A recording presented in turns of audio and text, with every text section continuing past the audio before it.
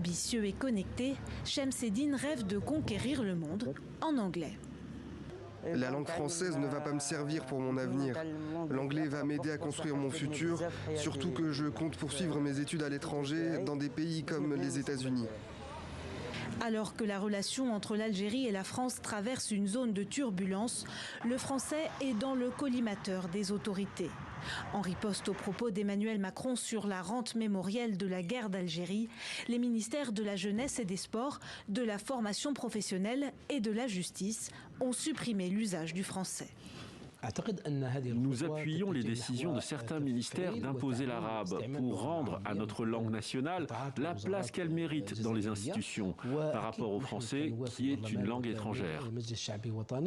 L'anglais, pourtant langue étrangère, est privilégié par le gouvernement. Dans les écoles, les universités et les centres de recherche, nous tendons vers une généralisation de l'anglais. Le moment est venu de corriger certains dysfonctionnements.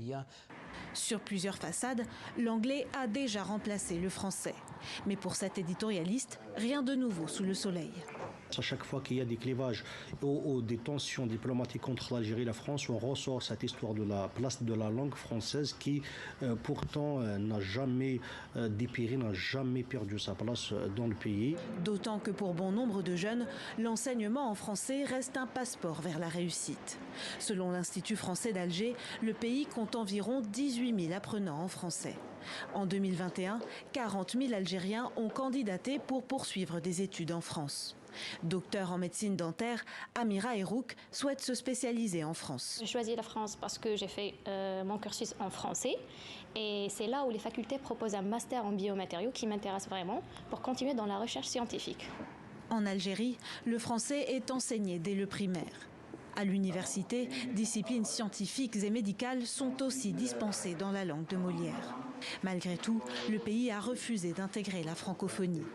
En juin dernier, le ministère algérien de l'enseignement supérieur et l'ambassade des États-Unis en Algérie ont signé une convention destinée à renforcer l'apprentissage de l'anglais.